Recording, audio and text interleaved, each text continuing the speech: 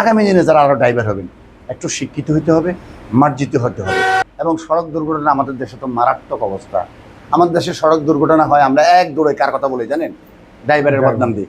কিন্তু আসলে মালিক গাড়িটা ঠিকমতো রিপেয়ার করে দেওয়া হয় নাই, গাড়িটা রাস্তা চলার মতো সক্ষম না।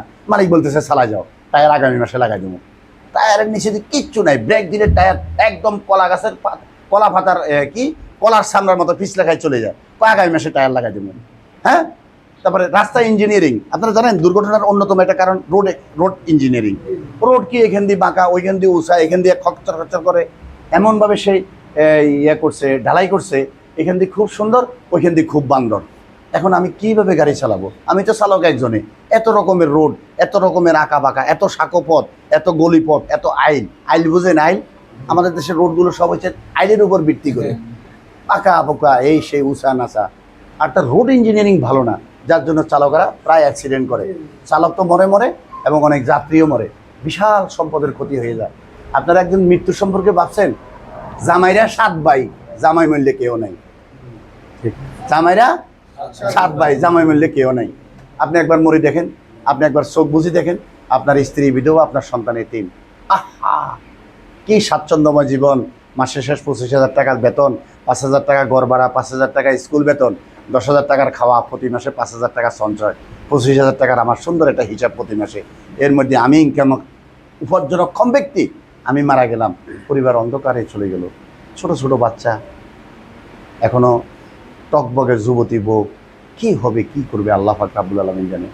এখন বাংলাদেশের সড়ক দুর্ঘটনা একটা মহামারী। ধনিক দুর্ঘটনা ঘটতেছে, দুর্ঘটনা করে যে মরতেছে, যার ধর্মীয় দৃষ্টিকোণ থেকে সে স্বর্গবাসী হোক, কিন্তু যে আহত হয়েছে, পঙ্গু হয়েছে, কি কষ্টের জীবন জানেন? এই গরমে আমরা এখন নাকাল হয়ে গেছি না?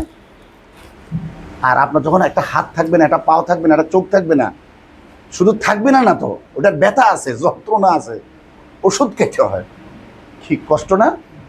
অনেক কষ্ট। তো আমাদের চালকদেরকে, আমাদের দেশে আমি বলবো, আমরা যারা কোম্পানি হিসেবে চালক রাখি, সরকার যেভাবে চালকদেরকে চাকরি দেয় এবং ব্যক্তিগত হাউস ড্রাইভার যারা আছে, এদের উচিত চালকদেরকে প্রশিক্ষণ দেওয়া, এদেরকে প্রশিক্ষিত করা, শিক্ষিত করা, এদেরকে পর্যাপ্ত পরিমাণে বিশ্রাম দেওয়া, এদেরকে পোশাক পরিচ্ছদ দেওয়া, খাওয়া দাওয়া দেওয়া, এদেরকে সবচেয়ে বেশি সুন্দর করে পোশাক। কুকুর আর বিড়াল যেহেতু পাহারা দেয়, আমাদের আদরের পাহারা, আমাদের বিশ্বস্ত, তো ও খাবার না খেলে কি থাকবে? ড্রাইভারকে আমার খাবার না দিলে সে কি সুস্থ না থেকে চালাতে পারবে? তাকে বেতনের সন্ধি সন্তুষ্ট না করলে সে থাকবে? তাকে যদি কোনো আমি জ্ঞান গরিমা না দিই, এটা হলুদ লাইট, এটা সবুজ লাইট, এটা লাল লাইট, এটা এই শহর, এই এলাকাতে ডাকাতি হয়, এই শহরের এদিকে যাইতে সময় এটা বাঁক আছে, এখানে প্রায় অ্যাক্সিডেন্ট হয়, এগুলো সম্পর্কে তাকে সম্যক ধারণা দিতে হবে, অভিজ্ঞতা দিতে হবে। তার সাথে তাকে বিভিন্ন প্রশিক্ষণ দিতে হবে, বিভিন্ন ইনস্টিটিউট দিতে হবে, তাকে লাইসেন্স দিতে হবে, প্রশিক্ষণের সার্টিফিকেট দিতে হবে, তাকে বিভিন্ন জ্ঞানী গুণী অভিজ্ঞ লোকদেরকে এনে সেমিনার ওয়ার্কশপ করতে হবে। তাহলে সে দিনকে দিন সফল হবে, অর্জন করার সুযোগ পাবে। সেটা তো প্রাতিষ্ঠানিক উচ্চশিক্ষিত হয় নাই, তাকে এখন এরকম ওয়ার্কশপ করতে হবে, সেমিনার করতে হবে, বক্তৃতা বিবৃতি দিতে হবে, তাকে লিখিত কিছু শোনাতে হবে, কানে কিছু শোনাইতে হবে, ভিডিও রেকর্ডিং করে দিতে হবে।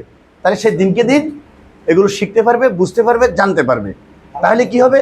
তার নিজের যে অসম্পূর্ণ জ্ঞান ভাণ্ডার, সেটাকে সম্পূর্ণ করে সে নিজের জীবনের চলার পথে সে স্বাচ্ছন্দ্যময় জীবনযাপন করতে পারবে, একজন ভালো চালক হতে পারবে। একজন ভালো চালক খুবই দরকার, জানেন? একজন ভালো চালক খুবই দরকার। কার?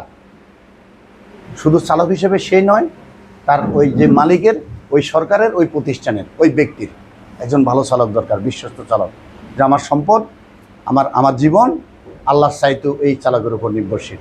আমার এই চালক এমনভাবে ব্রেক করে না যে আমার চাক্কা ক্ষয় হয়, আমার চালক এমনভাবে ক্লাস চিবে না যেখানে আমার তেল ক্ষয় হয়, আমার চালক কখনো চুরি করে না, মিথ্যা কথা বলে না। একজন বিশ্বস্ত চালকের জন্য কিছু কিছু মানুষ কান্নাকাটি করে। আমরা মাঝে মাঝে এখন ফেসবুকের যুগে দেখি যে আমরা যেরকম সরকারি চাকরি করলে রিটায়ারমেন্টে গেলে পেনশন পাই, একসাথে টাকা পাই, কিছু কিছু লোক কাজের লোকের ড্রাইভারের ওইরকম বিদায় করার সময় তার মেয়েকে বিয়ে দিতে, তার বোর চিকিৎসা করায়, তারা যাওয়ার সময় একসাথে কিছু টাকা দিয়ে দেয়। বলছে আমাদের লগে ভালো মন্দ তো অনেক বছর ছিলা, খাইলা, থাকলা, তা আমাদের চাকরিতে তোমার এখন শরীরে আর কুলাচ্ছে না, আমরাও আর তোমাকে রাখতেছি না, তুমি চলে যাবা, থাকবা কই, খাইবা কই, ধরো এগুলো দিয়ে একটা ঘর করে নিও, বা এগুলো এক জায়গায় রাখে দিও ব্যাংকে ট্যাঙ্কে, কারোর ব্যক্তিগতভাবে দিও না, অতি লোভে পড়িও না। কেমন বলে না? আছে এরকম কিছু লোক আছে, তবে প্রচার কম। আর দেওয়ানওয়ালা লোকও কম। দেওয়ানার লোক কম কেন জানেন? আমাদের দেশটা আসলে এখানে আসলে খুব বয়স্ক লোক নাই। আমি পাকিস্তান আমলে জন্মেছি, আমার বয়স প্রায় 60 বছরের কাছাকাছি, কাগজপত্র একটু কম। আমাদের দেশের মানুষ এরকম টাকার জন্য আগে পাগল ছিল না, মানুষের মধ্যে আন্তরিকতা ছিল, ভালোবাসা ছিল। অনেক সাধারণ মানুষ শিক্ষিত বড় লোকের পেছনে ঘুরে জীবনযাপন করে দিছে। এই জন্য এটা কথা প্রচলিত ছিল যে বাল মানুষের বোঝা পাওয়া ভালো, বাল মানুষের জুতার বোঝা পাওয়াও ভালো। কারণ ওর লোকের চললে ও বলে দৌড় মিয়া, জুতার বোঝার কত বইবা, তোমার পোলারে লেখাপড়া শিখাও, দৌড় মিয়া, টাকা যা পাও তাও তো খাইয়ে ফেলো।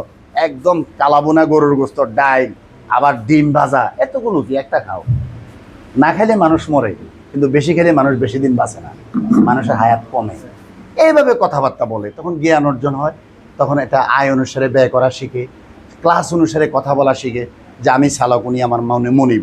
আল্লাহ আমাদের দুজনকে সৃষ্টি করছে, তবে আল্লাহ অনেক ছোট বড় করে সৃষ্টি করছে, মান্যতা সৃষ্টি করছে, শিক্ষিত মূর্খ করছে, গরিব ধনী করছে, কালা দলা করছে, নারী পুরুষ করছে, শিশু যুবক করছে, বৃদ্ধ করছে। আল্লাহর লীলা খেলা বোঝা বড় কঠিন। তা আল্লাহ যেভাবে সৃষ্টি করছে, যেভাবে রাখছে আমারে, আমি এভাবে রাখবো, এভাবে থাকবো, এভাবে খাবো, এভাবে আমি নিজের আত্মমর্যাদা নিয়ে সম্মানের সহিত আমি বেঁচে থাকবো। তো চালকদেরকে আমি বলবো, যারা চালক এদেরকে আগামী দিনে, আমাদের আগের দিন চলে গেছে, আমাদেরকে একটু শিক্ষিত হতে হবে, ধৈর্যশীল হতে হবে। চালকটা কিন্তু অনেক ধৈর্যশীল, জানেন তো? আমি বলবো বাংলাদেশের চালকেরা অনেক ধৈর্যশীল। Those who are drive their variety types of vehicles in Dhaka city. They are confident. তারা খুব আত্মনির্ভরশীল লোক। ঘন্টাকে ঘন্টা ঘাম পড়ে যার, পাশার নিচে যদি ডিম দেন বাচ্চা পড়ে যাবে, ও গাড়ির স্টিয়ারিংয়ে বসে রয়েছে, ও মানুষ টানতেছে, প্যাসেঞ্জার টানতেছে, ও মাল পরিবহন করতেছে।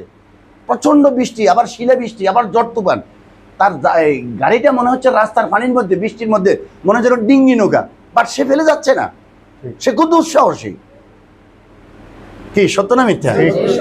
প্রচন্ড রোদ, তার এখন দুই বোতল পানি সে একসাথে খেয়ে ফেলতে পারবে, তারপরে সে একটা নির্দিষ্ট জায়গায় যায় থামবে। আমি চালকদের প্রশংসা করব এই জন্যই যে যেহেতু আমি চালকদের সাথে, আমি যদিও লেখাপড়া শিখে অফিসার হয়েছি, আমার ওই অফিসারগিরিটা হলো ড্রাইভারদেরকে নিয়ে, গাড়ির মালিক শ্রমিকদেরকে নিয়ে, এদেরকে নিয়ে আমার এই চাকরির পেশাটা। তো আমি ড্রাইভারকে বলবো, আজকে যারা ড্রাইভার আছেন তারা আছেন, ভালো থাকেন। আগামী দিনে যারা আরও ড্রাইভার হবেন, একটু শিক্ষিত হতে হবে, মার্জিত হতে হবে, বাঁচতে হলে জানতে হবে। আপনারা ডাচ বাংলা ব্যাংকের একটা অ্যাড দেখবেন, ডাচ বাংলা ব্যাংক একটা অ্যাড দেয় যে বাঁচতে হলে জানতে হবে।